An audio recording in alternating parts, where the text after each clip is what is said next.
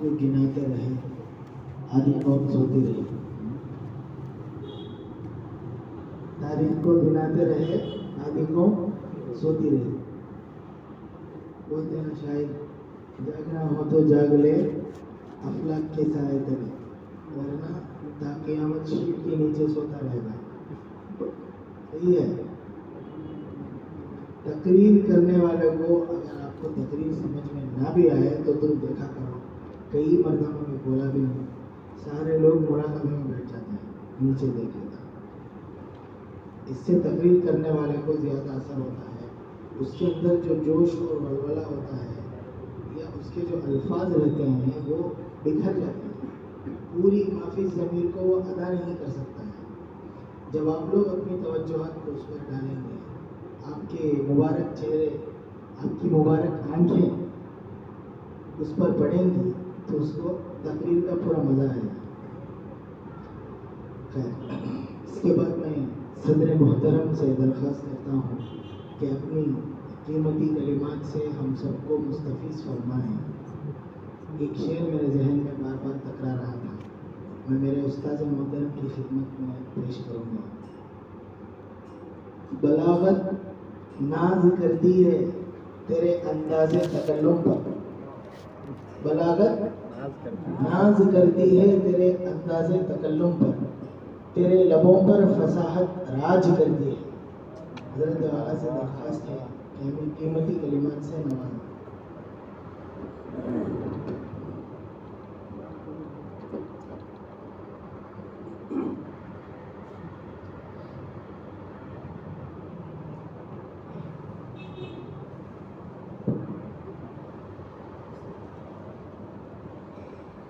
الحمد لله الذي بكرة وأصيلا، والصلاة على محمد وعلى آله وأصحابه سلاما جميلا.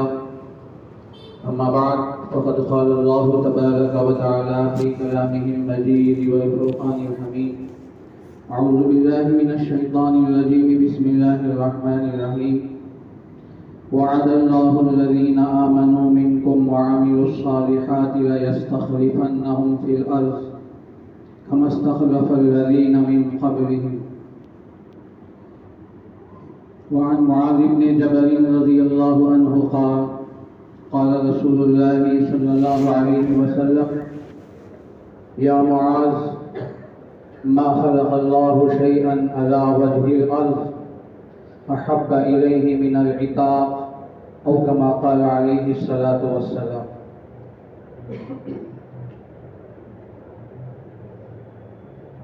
محترم قابل صدر رفیق محترم حضرت مولانا مسرور احمد صاحب باقوی دامت برکاتہم، استاد حدیث مدرسہ حاضہ و دیگر اساتذہ کرام، مہمانان اعظام، اساتذہ کرام اور عزیز طلبہ، اللہ تبارک و تعالیٰ کا بے انتہا کرم و احسان ہے، اسی کا فضل ہے کہ اسی نے محض اپنے فضل و کرم سے آج کا یہ مبارک اور خوشی کا دن عطا فرمایا ہے. خوشی کا دن ہے، واقعی ہمیں خوشی بھی کرنی چاہیے کہ یہ خوشیاں اللہ تبارک و تعالیٰ ہمیں عطا فرماتے ہیں. دو خوشی ہیں جو شرعی خوشی ہیں، اور دو دن کی خوشیاں ہیں جو دنیاوی ہیں، تاریخی ہیں. شرعی جو دو دن ہیں وہ عید الفطر اور عید الاضحیٰ کا ہے. جو اللہ تبارک و تعالیٰ نے ہمیں عید کا دن بنایا، واقعی وہ خوشی کے دن ہیں جو سال میں 2 مرتبہ ہمارے لیے آتے ہیں. اسی طرح تاریخی اعتبار سے بھی سال میں 2 دن ہمارے لیے خوشی کے آتے ہیں. تو آج کا یہ مبارک دن، خوشی کا دن 15 اگست ہے، 2023 ہے. پھر 26 جنوری، یہ بھی جو ہمارے لیے تاریخی حیثیت سے بہت ہی اہم ہے. ہم اسے معمولی نہ سمجھیں. آج کا یہ دن جتنا بھی اہم ہے اس سے بھی زیادہ اہم ہے. یہ عاجز آپ سے کہا کرتا ہے اس کی آپ پہلے سے تیاری کریں، اور چونکہ آپ طلبہ ہیں، علماء ہیں، آگے ہمارے یہی طلبہ قوم کے رہنما مقتدی آئمہ بن کر قوم کے درمیان میں جائیں گے۔ عزیز طلبہ سے میں درخواست کروں گا 2 دن آنے سے پہلے آپ خوب تیاری کریں اس عنوان پر۔ یہ کوئی معمولی عنوان نہیں ہے، بہت ہی حساس عنوان ہے۔ عزیز محترم محمد سفیان کو میں بہت ہی مبارکباد دیتا ہوں کہ انہوں نے بہترین انداز انہوں نے جو تاریخ پیش کی، الحمدللہ بہت خوشی ہوئی، اور میں دل سے دعا دیتا ہوں کہ اللہ تعالیٰ اس طالب علم کو بہترین مقرر بنائے اور آگے چل کر اللہ تعالیٰ ان کی دین کی خدمت کرے۔ اسے عزیز طلبہ یہ عنوان صرف محنت کریں، پہلے سے تیاری کریں، اساتذہ آپ کے ساتھ موجود ہیں، ان کی خدمات حاصل کریں، یہ عناوین یہ تاریخ جمع کریں اور خوب محنت کر کے اس پر بولیں۔ ویسے تو جمعے کے بیانات تو الحمدللہ ہم کرتے ہیں، وہ عناوین جو سال بھر ہم کرتے ہیں الحمدللہ، لیکن یہ جو عنوان ہے علماء کے لیے بے حد ضروری ہے۔ اگر آپ تاریخ نہیں جانیں گے تو پھر عوام کو کون بتائے گا؟ نہ اسکول بتا سکتے ہیں، نہ کوئی اسکول کا ماسٹر بتا سکتا ہے، نہ کوئی پروفیسر تاریخ کو بتا سکتا ہے، نہ کالجوں میں ہمارے بچے اور بچیوں کو یہ تاریخ بتائے گا۔ ہرگز نہیں، آئندہ بھی خدا کی امید نہیں ہے۔ بتانا ہے تو ہم ہی کو بتانا ہے یہ تاریخ۔ اگر آپ اس عنوان کو نہیں پڑھیں گے، اس عنوان پر محنت نہیں کریں گے تو پھر کون بتائیں گے امت کو؟ جمعوں میں اس عنوان کو اٹھائیں، جب 15 اگست آئے اور اسی طرح 26 جنوری آئے تو اس سے پہلے 1 یا 2 جمعہ آپ اس عنوان پر محنت کریں، خوب مطالعہ کریں۔ اب 2-3 مرتبہ اگر محنت کریں گے نا تو انشاءاللہ آپ کو اس عنوان پر عبور حاصل ہو جائے گا انشاءاللہ۔ اس لیے عزیز طلبہ سے میں گزارش، کیونکہ اساتذہ میں ادباً معافی چاہتے ہوئے میں نے طلبہ سے خطاب کیا، اساتذہ سے نہیں، تو اس لیے میرے عزیز طلبہ اس پر خوب محنت کریں۔ ماشاءاللہ سفیان تقریباً 1 مہینہ پہلے سے اس عنوان کی فکر میں تھے، الحمدللہ آج انہوں نے آپ کے سامنے کچھ بھی ادا کیا ہو تو میں سمجھتا ہوں وہ کامیاب ہے، اللہ ان کو مبارک کرے۔ جیسا کہ آپ جانتے ہیں کہ آج یہ خوشی کا دن ہے میرے دوستوں، بہت ہی خوشی کا دن ہے۔ ہر طرف جہاں بھی جائیں ہندوستان کے کونے کونے میں خوشیاں ہی خوشیاں نظر آتے ہیں۔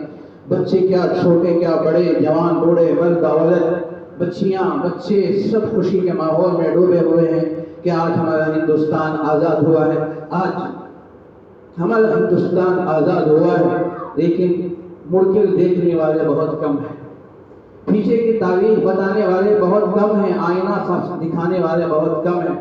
ان خوشیوں کے پیچھے اکابرین نے کتنے خون بہائے، بلکہ خون کی ندیاں بہہ گئی۔ ہندوستان کا ایک ایک کونا، ہندوستان کی ایک ایک زمین، اگر آپ مٹی اٹھا کر سونگنے کی اگر آپ کو طاقت ہے، محسوس کرنے کی طاقت ہے، قوت شامہ اگر آپ کے اندر ہے تو ہمارے اکابر کی خون کی بو آپ کو ضرور نظر آئے۔ کون سا علاقہ آپ ایسے بتائیں گے جہاں ہمارے اکابر کا خون نہ بہا ہو، ہمارے مسلمانوں کا خون نہ بہایا گیا ہو؟ تو اس لیے ان تمام خوشیوں کے بعد، ان تمام قربانیوں کے بعد، مجاہدوں کے بعد یہ آج خوشی کا دن ہے۔ ایک مثال میں آپ کو دے کر آگے بات بڑھاتا ہوں کہ جب عورت کو درد ذہن شروع ہوتا ہے تو اس وقت کی کیا تکلیف ہوتی ہے وہی عورت جان سکتی ہے۔ اسے الفاظ میں نہیں کہا جا سکتا، کوئی مصنف اسے اپنی تصنیف میں لکھ نہیں سکتا، وہ عورت ہی جانتی ہو کن مراحل سے گزرتی ہوئی آتی ہے۔ جیسے درد ذہن شروع ہوتا ہے وہ کیسی تڑپتی ہے، اور اس کا ایک ایک بدن کا ایک ایک عضو کیسے جھکڑتا ہے، کتنی تکالیف سے وہ برداشت کرتی ہوئی جب اس کے بعد اسے بچہ پیدا ہوتا ہے تو لوگ ہاتھوں ہاتھ لیتے ہیں، مبارکبادیاں دیتے ہیں، خوشیاں مناتے ہیں۔ ہر ایک کہتے ہیں کہ بیٹا مبارک ہو، کوئی کہتا ہے بیٹی مبارک ہو، کوئی کہتا ہے اور مبارک ہو، مٹھائیاں تقسیم ہو جاتی ہیں۔ لیکن کبھی اس بیچاری کو تم نے دیکھا کہ ان کی اس مراحل کن تکالیف کے بعد اس بچے کو جنم دیا ہے؟ یہ ہندوستان بھی ہمارے اکابرین نے اس کو سینچا ہے اپنے خونوں کے ذریعے سے اور اپنی سکون کے ذریعے سے سینچ کر آج تمہیں گلے گلزار گلستان بنا کر آج ہمارے سامنے بھیجا ہے۔ نبی تو علامہ اقبال نے کہا کہ سارے جہاں سے اچھا ہندوستان ہمارا، ہم بلبلے ہیں اس کے، یہ گلستان ہمارا ہے۔ تو اکابر نے ہمارا گلستان بنایا ہے، ورنہ تو انگریز نے اسے قبرستان بنا دیا تھا، اسے اجاڑ دیا تھا۔ ہمارے اکابرین نے ان اجڑے ہوئے ہندوستان کو باغ بہار بنایا ہے، گلستان بنا کے ہمارے سامنے پیش کیا ہے۔ تو اس لیے اس سے پہلے ہم ان خلدانیوں کو یاد کریں۔ اگر ہم یاد نہیں کریں گے تو دوستو، عزیز طلبہ، آپ معاف کیجیے، ہم سے کوئی بڑا غدار نہیں ہوگا۔ اگر ہم تاریخ نہیں پیش کریں گے تو پھر کون پیش کریں گے؟ اگر آپ علماء اگر تاریخ نہیں بتائیں گے تو پھر کون بتائیں گے؟ اگر ہم نہیں بتائیں گے تو پھر کس سے امید رکھی جا سکتی؟ تو بہرحال یہ سلسلہ، ابھی تو آپ نے تاریخ سنی، میں چند باتیں آپ کے سامنے عرض کر کے یہ تاریخ میں آپ کو مختصر بتانا چاہتا ہوں۔ تو جیسے نواب سراج الدولہ سے یہ سلسلہ، اس سے پہلے سلسلہ سے شروع ہوتا ہے 1750 سے باقاعدہ منظم تحریک شروع ہوئی اور نواب سراج الدولہ نے ان کے خلاف تحریک اٹھائی۔ جیسا کہ آپ نے سنا کہ کیسے اپنی غداری کی وجہ سے ان کو شہید کیا گیا۔ پھر اس کے بعد یہاں ٹیپو سلطان شہید رحمت اللہ علیہ، ان کے والد حیدر علی، پھر وہ وہاں ہندوستان سیلن پٹر میں اور میسور کے علاقے میں وہاں وہ کھڑے ہوئے، اور پھر وہاں سے یہ سلسلہ پھر دوبارہ شروع ہوا 1799 میں جامع شہادت نوش فرمایا فتح علی خان ٹیپو سلطان رحمت اللہ علیہ۔ پھر اس کے بعد دہلی میں 1803 میں حضرت شاہ عبدالعزیز محدث دہلوی رحمت اللہ علیہ نے فتویٰ جاری فرمایا۔ پھر اس کے بعد جو درجہ آتا ہے، اس کے بعد حضرت سر سید احمد شہید رحمت اللہ علیہ، اسماعیل شہید رحمت اللہ علیہ، ان کا جو سلسلہ شروع ہوتا ہے 1818 سے اور ختم ہوتا ہے، شہید ہوتے ہیں بالا کوٹ کے میدان میں 1830 میں ان کا بھی سلسلہ ختم ہوتا ہے۔ پھر وہاں سے آگے بھڑکتی ہیں، پھر وہاں سے معرکے شروع ہوتے ہیں، پھر 1850 میں، بلکہ 1840 میں بھی ہوتا ہے، پھر 1850 میں پھر باقاعدہ منظم طریقے سے سلسلہ شروع ہوتا ہے اور یہ سلسلہ آگے بڑھتا ہے۔ امداد اللہ حاجی محقی رحمت اللہ علیہ، پھر اس کے بعد قاسم نانوتی، امداد اللہ مہاجر مکی رحمت اللہ علیہ، رشید احمد گنگوئی رحمت اللہ علیہ، اور ان کے جو رفقا ہے وہاں سے حافظ رامین شہید رحمت اللہ علیہ، حسین احمد مدنی رحمت اللہ علیہ، یہ سلسلہ آگے بڑھتا ہے۔ اللہ تبارک و تعالیٰ نے وہاں سے سلسلے کو شروع فرمایا 1860 میں، 30 مئی 1860 میں دارالعلوم دیوبند کی بنیاد رکھی گئی۔ وہ صرف دارالعلوم دیوبند ایک مدرسہ ہی نہیں بلکہ مجاہدین کے لیے ایک سرخیر تھا، مجاہدین کے لیے ایک محاذ وہاں تیار کیا گیا تھا۔ ان کے کئی مقاصد ہیں دارالعلوم دیوبند کے، ان میں وہاں سپاہیوں کو تیار کرنا بھی ایک مقصود تھا، اور اس کو قائم کر کے انگریزوں کے خلاف جب لڑائی شروع کرنا اور ان کا کام کرنا، یہ اس کے کئی مقاصد سے سلسلہ شروع ہوا۔ اس کے بعد سلسلہ چلتا رہا یہاں تک کہ الحمدللہ 1947 میں ہندوستان آزاد ہوا ہے 15 اگست۔ ایک مختصر تاریخ ہے، لیکن مجھے آپ کو ایک تاریخ عرض کرنی ہے۔ یہ ناعاجز کی ایک عادت ہے، اس لیے کہ ایک تاریخ اگر بولتے جائیں گے تو ایک بات بھی مکمل نہیں ہوتی۔ ایک سرسری طور پر وہ ہیڈنگ عنوان بولتے چلے جائیں گے تو پھر شرح کون پڑیں گے، تو اس لیے یہ عاجز ایک عنوان اختیار کرتا ہے۔ تو میں آپ کے سامنے ایک عنوان، میں بالا کوٹ کا ایک عنوان میں آپ کے سامنے پڑھ کر پیش کرنے کی کوشش کرتا ہوں۔ حضرت شاہ عبدالعزیز محدث دہلوی رحمت اللہ علیہ نے 1803 میں فتویٰ دیا۔ اس کے بعد پورے ہندوستان میں ایک نئی پھونک پھونکی گئی اور مسلمانوں میں ایک نئی بیداری ہوئی، تو دشمن آپ کے پیچھے پڑ گئے۔ پھر اس کے بعد 1808 میں کچھ معاملہ ہوا، پھر یہاں تک کہ 1818 میں حضرت شاہ عبدالعزیز محدث دہلوی رحمت اللہ علیہ کی نور نظر اور آپ کے خلیفہ حضرت سر سید احمد شہید، سر سید کہنے کے بجائے سید احمد شہید رحمت اللہ علیہ، ان کو خلافت سے نوازا تھا۔ پھر ان کے ساتھ حافظ حضرت اسماعیل شہید رحمت اللہ علیہ، پھر حضرت کے داماد حضرت مولانا عبدالحی رحمت اللہ علیہ، یہ تینوں ہیں جو اس معرکے کے بہت عظیم سپوت ہیں۔ تو حضرت نے اس وقت لکھا ہے کہ حضرت سب سے کم عمر تھے، سید احمد شہید رحمت اللہ علیہ کی عمر 40 سال کی تھی، اسماعیل شہید رحمت اللہ علیہ کی عمر 40/8 یا 40/9 ایک خبر کے مطابق، اور پھر حضرت کے داماد مولانا عبدالحی صاحب نور اللہ مرحوم کی عمر 50 سال۔ ان تینوں کا آپ نے انتخاب فرمایا، اور 1818 میں تو حضرت نے ایک محاذ بنا کر، اور محاذ کو محاذ کا نام نہیں دیا گیا بلکہ اصلاحی ایک سفر تھا، جس میں سب سے آگے حضرت سید احمد شہید رحمۃ اللہ علیہ یہاں تھے۔ اس وقت صرف 50 آدمیوں کا یہ قافلہ دہلی سے نکلا ہے۔ حضرت نکلنے کے وقت میں شاہ عبدالعزیز محدث دہلوی رحمۃ اللہ علیہ نے اپنا امامہ جو سفید اور کالے رنگ کا تھا، تو حضرت نے اپنا امامہ نکالا اور سید احمد شہید رحمۃ اللہ علیہ کی سر پہ باندھا۔ یہ دستار فضیلت تھی اور دستار خلافت و بیعت بھی تھی، اور حضرت نے اپنے پرنم آنکھوں سے حضرت سید احمد شہید رحمۃ اللہ علیہ کے پیشانی میں بوسہ دیا اور رخصت فرمایا۔ حضرت نکلتے 50 کا قافلہ لے کر، تو دہلی سے مرزا پور، پھر اسی طرح کئی بستیوں سے گزرتے ہوئے یہ 1818 ہے، تو حضرت یہاں سے سفر شروع کرتے ہیں، اور کئی علاقے میں پہنچتے یہاں تک کہ کئی علاقے میں گئے، اور اس سفر کا مقصد بظاہر مقصد یہ تھا کہ اصلاحی تھی۔ حضرت جہاں بھی جاتے بیانات کرتے تھے اور نواز و نصیحتیں ہوتی تھی، بہت بڑا مجمع آپ کے ساتھ ہوتا تھا، اور جہاں بھی جاتے کفر، شرک، بدعات و خرافات وہاں سے ختم ہو جاتے تھے۔ اور حضرت بڑے جلالی تھے، سید احمد شہید رحمۃ اللہ علیہ بڑے جلالی تھے، تو حضرت جا بھی جاتے تو اس طرح مجلسیں قائم ہوتی، اسلامی مجلسیں ہوتی تھی، لوگ توبہ کرتے تھے، روزانہ ہزاروں کی تعداد میں آپ کے ہاتھوں پر دست بیعت ہوتے تھے اور اپنے گناہوں سے تائب ہوتے تھے۔ ساتھ میں جہاد کی ترغیب بھی دیتے، اگر موقع آ جائے تو جہاد کے لیے آگے بڑھنا، لیکن یہ عنوان سر فہرست نہیں ہوتا تھا، اصلاحی ہوتے تھے۔ تو اس طرح سفر کرتے ہوئے حضرت سفر تشریف گئے، اور یہ جو سفر تھا 1 سال 10 مہینے کا۔ حضرت 1819 میں واپس پھر اپنی بستی رائے بریلی کو آتے ہیں۔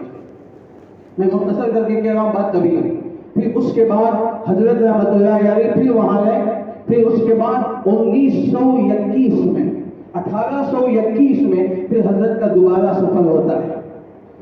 تو 1821 میں پھر حضرت سفر کر رہے ہیں، تو اس وقت جب نکل رہے تھے آپ کا ساتھ کا مجمع 400 کا تھا۔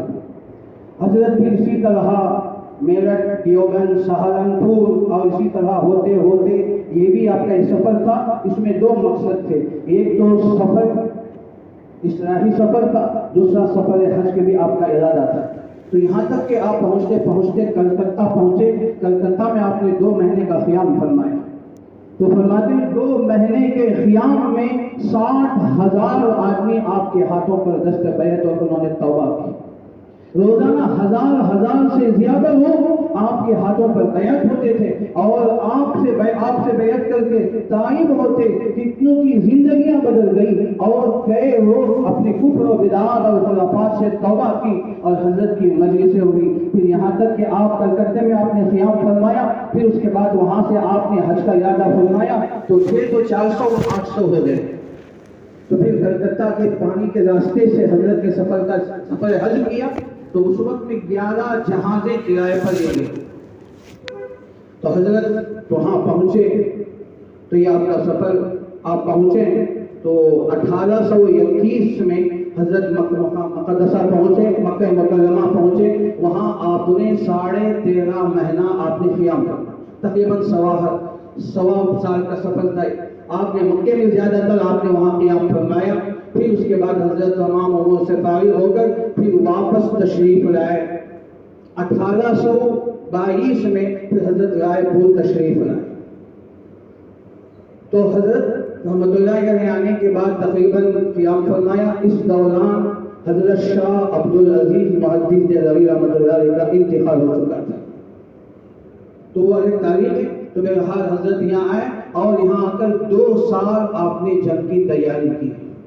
لکھا ہے کہ حضرت روزانہ اپنی ساتھیوں کو لے کر بندوق چلانے کی مشق، اور اسی طرح تیر چلانے کی مشق، اور اسی طرح گھوڑے پر سوار ہو کر چلانے کی، اور توپ جو پھینکا جاتا ہے تو وہ توپ پھینکنے کا، اور جو بھی جنگی آلات ہیں، تو تقریباً 2 سال تک آپ باقاعدہ منظم طریقے سے آپ سیکھتے رہے، اپنی ساتھیوں کو تربیت دیتے رہے، علماء نے لکھا، مفتی سلمان صاحب منصور پوری نے لکھا ہے کہ ایک صوفی سپاہی بن گیا، حضرت کا جملہ، ایک صوفی مرد مجاہد اور سپاہی بن گیا۔ تو پھر اس کے بعد حضرت وہاں سے تشریف لے جاتے ہیں، تو یہ آپ کا سفر ہے، یہ آخری سفر ہے۔ آپ 1824 میں آپ وہاں سے نکلتے ہیں۔ اس وقت میں آپ کے ساتھ مجمع صرف 500 کا تھا۔ حضرت یہاں سے سفر کر کے آپ سرہند کے علاقے پہ جاتے ہیں۔ سرہند کا علاقہ اپنی سے کہ وہاں زیادہ تر سکھ تھے اور وہ لوگ تھے جو یہ انگریزوں کے ایجنٹ تھے، ان کی وجہ سے انگریز بڑا فائدہ اٹھا رہا تھا۔ تو حضرت نے اپنی باریک نظری سے، دور اندیشی سے سمجھ گئے جب تک ان لوگوں سے مقابلہ نہیں ہوگا تو اس وقت تک انگریز نہیں ہوگا، اور اس لیے کہ انگریز جو اپنی طاقت کا استعمال کر رہا ہے ان سکھوں کے ذریعے سے، وہ یوں سمجھو کہ انگریز کی جو عادت ہے کہ سکھوں کے کھانے پر رکھ کر گولیاں چلا رہا ہے، اس کا مزاج ہے۔ تو حضرت یہاں سفر کیے، سفر کرتے کرتے آپ یہاں پہنچے اور پہنچتے پہنچتے پشاور گئے۔ 1824 کا یہ سفر تھا، تو آپ پشاور پہنچے۔ پشاور میں جانے کے بعد پہلی جنگ ہوئی، جس میں پھر اس کے بعد یہ 500 سے 1500 ہو گئے۔ جب حضرت نکلے تو 1500 ہو گئے آپ کے ساتھ، چلتے رہے، قافلہ کارواں بنتا گیا کہ مزاح ہے، تو 1500 ہو گئے۔ تو پشاور میں پہلی جنگ ہوئی تو حضرت کو، حضرت کے ساتھیوں کو زبردست کامیابی ہوئی، جس میں 30 پر 60 مجاہدین شہید ہوئے، 35 زخمی ہوئے۔ تو پھر اس کے بعد حضرت کی دور دور تک شہرت ہو گئی، اور ایک طرف سکھ اور زیادہ آپ کے دشمن بنے، پھر اس کے بعد دوسری طرف انگریزوں کی پوری نظر آپ کے اوپر تھی۔ درمیان میں بہت سی باتیں ہیں، میں اسے چھوڑ رہا ہوں۔ جو حضرت کے اوپر جو الزامات آئے تو تمام چیزوں میں قطع نظر کر رہا ہوں۔ تو حضرت نے اس کے بعد وہاں رہے، تو پھر آپ دوسری مرتبہ جنگ ہوئی۔ تو دوسری مرتبہ جو جنگ ہوئی 1826 میں، 1826 میں یہ دوسری جنگ ہوئی، جس میں بھی مسلمانوں کو، حضرت کو بڑی کامیابی ہوئی اور بہت بڑا قافلہ آپ کے ساتھ بن گیا۔ پشاور کا جو حاکم تھا یار محمد خان، یہ غدار بنا اپنوں کی غداری کی وجہ سے۔ تو دوسری جنگ میں بھی یہ کامیابی ہوئی۔ تو جو تیسری جنگ ہوئی تو اس وقت حضرت کو یہ تیاری کے ساتھ تھے، تو اس نے یار محمد خان نے تو حضرت کے کھانے میں زہر ملا کر حضرت کے کھانا پیش کر دیا۔ تو حضرت نے کھانا کھا لیا، لیکن آپ کی طبیعت نیچے اوپر ہو گئی، لیکن وہ مرد مجاہد تھے، اس زہر کا کھانا کھا کر بھی لکھا ہے تاریخ میں تو حضرت ہاتھی کے پیٹھ پر چڑھ کر سوار ہوئے اور جنگ ہوئی، جنگ کرتے رہے یہاں تک کہ تیسری مرتبہ بھی مجاہدین کو کامیابی ہوئی۔ اب انہوں نے دیکھا کہ ان لوگوں سے لڑنا مشکل ہے، ان کا مقابلہ مشکل ہے، تو دشمن دوسرا راستہ اختیار کر رہا۔ تو اس وقت پھر اسی طرح اس وقت جو پشاور سے لے کر وہاں تک کے علاقے الحمدللہ مسلمانوں کے آئے، تو 1828 میں یا 27 کے درمیان حضرت نے ایک عارضی حکومت قائم کی، اور اس وقت تقریباً 1 لاکھ کے قریب مجاہدین بن گئے تھے، اور پورا جو ہتھیار دہلی سے وہ آ رہا تھا۔ حضرت شاہ عبدالعزیز محدث دہلوی رحمۃ اللہ علیہ کے انتقال کے بعد پھر حضرت شاہ اسحاق صاحب رحمۃ اللہ علیہ کو وہاں آپ کا نائب بنایا گیا، تو وہاں سے ہتھیار آتے تھے، وہاں سے باقاعدہ دہلی سے آپ کا لفظ تھا، وہاں سے سامان ہتھیار سب آتے تھے، تو الحمدللہ جنگ ہوتی ہے۔ لیکن اس کے بعد یہی ہوا تو حضرت نے عارضی حکومت وہاں بنائی، اور اس کے بعد وہاں کا جو سکھوں کا، پنجاب کا علاقے کا، اور وہاں کے جتنے علاقے کا جو راجہ تھا رنجیت سنگھ راجہ، پھر اس کا بیٹا تھا شیر سنگھ، ان دونوں نے باپ بیٹے نے مل کر حضرت کے خلاف سازشیں کی، اور حضرت کے خلاف بہت سارے سازشیں ہوئی۔ تو اس کے بعد درمیان میں یہ ہوا کہ چند آدمیوں کو فرمایا کہ اس طرح کے ساز باز ہوتے رہے۔ پھر 1819 میں یا 30 کے درمیان میں تو اسی طرح جنگیں وہاں قائم رہی. تو حضرت کی ایک رات کے اندر جو حضرت کے ساتھی وہاں پشاور کے اطراف جو پھیلے ہوئے تھے، ایک رات کے اندر 4,000 مجاہدین کا خطرہ ہو گیا اور حضرت کو پتہ تک نہیں چلا. تو اس طرح جہاں تک پھیلے ہوئے تھے پشاور کے اطراف جہاں تک بھی تھے، تو جو شیر سنگھ تھا، رنجیت سنگھ کا جو بیٹا تھا، تو اس نے چند آدمیوں کو اپنا نوالا بنا کر اور اپنا حامی بنا کر جہاں جہاں حضرت کے جو سپاہی ٹہلے ہوئے تھے، تو اچانک رات کے حملے پر حملہ کر کے تقریباً ایک بہت بڑا ہنگام ہو گیا کہ 4,000 سپاہی حضرت کے مارے گئے. تو جب حضرت کو صبح کو اطلاع ہوئی تو حضرت کو اس کا پر بہت زیادہ اثر ہوا کہ پھر حضرت مایوس ہو گئے. پھر حضرت نے پشاور کا علاقہ چھوڑ کر آپ وہاں سے بالا کوٹ میں ایک پہاڑی میں آ کے آپ بس گئے. اب جیسے پشاور آپ نے چھوڑ دیا تو پھر وہ یار محمد خان جو تھا تو اس نے وہاں کر پھر قبضہ جما لیا. پھر اس کے بعد یہ منافق تھا، بظاہر حضرت سے تعلقات تو رکھتا تھا لیکن اندر سکھوں سے انگریزوں سے ملا ہوا تھا یا محمد خان. تو اس کے بعد پھر انہوں نے سازشیں کی تو یہ حضرت وہاں چند دن کا قیام فرمایا. پھر اس کے بعد ایک رات کے اندر اسی طرح یہ ہوا کہ حضرت کی ساتھیوں کو ساز باز کر کے رات کے اندر حملہ کر دیا. پھر یہ 1830 پر 1 میں تو 1830 پر 1 میں تو حضرت کے ساتھیوں کے ساتھ اس طرح ساز باز کر کے ان کو اسی طرح قتل کیا گیا. اور صبح ہوتے ہی اچانک فوج ان پر حملہ کی. وہ جمعے کا دن تھا. حضرت سید احمد شہید رحمۃ اللہ علیہ، حضرت کی سپاہی شہید رحمۃ اللہ علیہ، اور اسی طرح حضرت مولانا عبدالحی صاحب اور اپنے رفقا کے ساتھ ان کی جوابی کارروائی کرتے رہے، ان کا دفاع کرتے رہے یہاں تک کہ اس وقت میں یار محمد خان جو پشاور کا حاکم تھا، جو اس کے بھی یہاں فوجی تھے، اچانک اس نے میدان خالی کر کے اپنے ساتھیوں کو لے کر چلا گیا. تو حضرت کمزور ہو گئے اور حضرت چونکہ بڑا مجمع تھا، اس میں ایک بڑا مجمع وہاں سے منافقین کا خالی ہو گیا. تو یہ حضرت بھی دفاع کرتے رہے. وہ جمعے کا دن تھا، مبارک کا دن تھا جمعے کا دن. تو 10-11 کے درمیان 300 ساتھیوں کے ساتھ ان تینوں کو شہید کر دیا گیا. سید احمد شہید رحمۃ اللہ علیہ، پہلے عبدالحی رحمۃ اللہ علیہ، اسماعیل شہید رحمۃ اللہ علیہ، پھر اس کے بعد حضرت سید احمد شہید رحمۃ اللہ علیہ قوت کے ساتھ لڑتے رہے یہاں تک کہ بالا کوٹ کے میدان کے اندر اپنی 300 ساتھیوں کے ساتھ وہ سب شہید ہو گئے. الحمدللہ آج بھی حضرت کے وہاں قبریں موجود ہیں اور ان کی ساتھیوں کی قبریں موجود ہیں. تو یہ 1830 پر 1 کا واقعہ ہے. میں نے آپ کو مختصر اس طرح تاریخ بتائی تاکہ ایک بات بھی آپ ہمارے سامنے کچھ نہ کچھ مکمل آ جائے. تو میں نے تاریخ آپ کے سامنے تو سلسلہ شروع ہوا 1818 سے 1830 پر 1 میں آپ بالا کوٹ کے میدان میں جمعے کے دن آپ شہید ہو گئے. تینوں ساتھیوں کو شہید کر دیا گیا. انا للہ و انا الیہ راجعون. پھر اس کے بعد یہ یا محمد خان اس طرح اس کا نفاق کو کھل گیا، بہرحال شادی مل گئے. پھر اس کے بعد آگے 5 سال کے بعد حضرت سید احمد شہید رحمۃ اللہ علیہ کے جو بچے کچے رفقا تھے تو پھر انہوں نے دوبارہ ہمت کر کے پھر وہاں سے جنگ شروع ہوئی. تو مجھے بس اتنی باتیں آپ کے سامنے عرض کرنی تھی. میرے دوستوں، اللہ تعالیٰ نے ہندوستان جو آزاد فرمایا ہے تو اس طرح بڑی بڑی قربانیوں کے بعد یہ ہندوستان آزاد ہوا.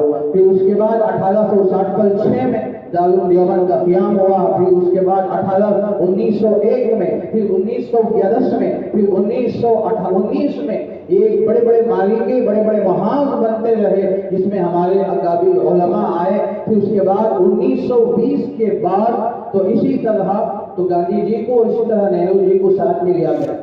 ورنہ یہاں تک تقریباً 200 سالہ تاریخ میں 180 سال تک مسلمان تنا لڑتا. 180 سال تک یہ 200 سال کی تاریخ ہے. نواب سراج الدولہ سے شروع ہوئی 1750 پر 7 سے تو 1940 پر 7 میں یہ آزاد ہوا. تو تقریباً 200 سال 180 سال تک مسلمان تنہا لڑتے رہے. پھر اس کے بعد ہمارے اکابر کی دور اندیشی، پھر اس کے بعد ان برادران وطن کو بھی ساتھ لیا گیا. پھر اس کے بعد اللہ تعالیٰ نے ہندوستان جو آزاد فرمایا.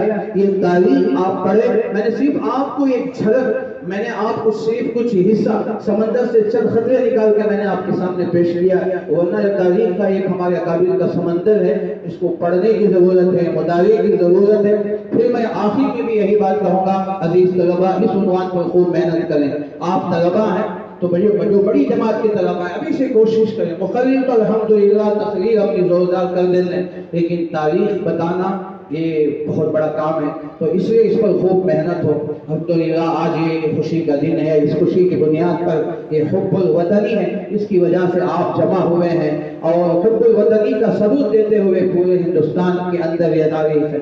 آخری بات یہ بھی آپ کے سامنے عرض کروں گا، ایک طرف پورے ہندوستان میں الحمدللہ آج پرچم کشائی ہوئی، ترنگا لہرایا گیا، لیکن تاریخ صرف مدرسوں میں پڑھائی جاتی ہے۔ جہاں جہاں ہمارے علماء کے بیانات ہوئے ہیں وہیں آپ کو تاریخ بتانے والے رہیں گے، ورنہ میں پورے چیلنج کے ساتھ کہہ سکتا ہوں جتنے اسکول کالج ہو یونیورسٹیاں ہو جس کے بڑے بڑے پروفیسر جو تاریخ میں پی ایچ ڈی بھی کیے ہو، لیکن افسوس کہ ہندوستان کی تاریخ میں کسی نے پی ایچ ڈی نہیں کیا، ہوں گے میں نہیں جانتا، لیکن جتنے اسکول کالجز ہیں، جتنے اسکول اور کالجوں میں ہیں تو صرف چند بات بتائی جاتی ہے۔ اور اسی طرح آخر میں گاندھی جی اور زیادہ سے زیادہ مولانا ابوالکلام آزاد رحمۃ اللہ کا نام آتا ہے، مولانا محمد علی جوہر، مولانا شوکت علی اور جعفر علی تھانیسری، یہ چند نام ہی آتے ہیں، ورنہ اس سے پیچھے کی پوری تاریخ کو کل عدم بھلا دیا جاتا ہے۔ تو اس لیے آئندہ تو کوئی امید ہے نہیں، اللہ حفاظت فرمائے، تو اس سے آپ لوگوں کو اس پر تیاری پوری کریں، اور ہر سال آپ جب فارغ ہو جائیں گے تو آپ باقاعدہ آپ عوام کو بتائیں، جمعے کے خطبوں میں بتائیں، اور آپ بھی کہیں کی بھی آپ کی بات طے ہو تو باقاعدہ آپ تاریخ بتائیں آپ عوام کے سامنے، تاکہ کم سے کم پتہ چلے، اور ہمارے اکابرین کے جو نام ہیں ان نام ان کے سامنے بتائیں۔ تو بہرحال میں نے چند باتیں آپ کے سامنے عرض کی ہیں، اللہ تعالیٰ سے دعا کیجیے کہ اللہ تعالیٰ مجھے آپ تمام کو سنی ہوئی باتوں سے زیادہ عمل کرنے کی توفیق عطا فرمائے، اور ہندوستان کی تاریخ پڑھ کر ہمیں اس سے سبق حاصل کرنے کی توفیق عطا فرمائے، اور ہمارے اندر ایمانی جذبہ اور حب الوطنی کا جذبہ ہمارے اندر پیدا فرمائے، ایمان پر خاتمہ فرمائے، آمین، وآخر دعوانا ان الحمدللہ رب العالمین۔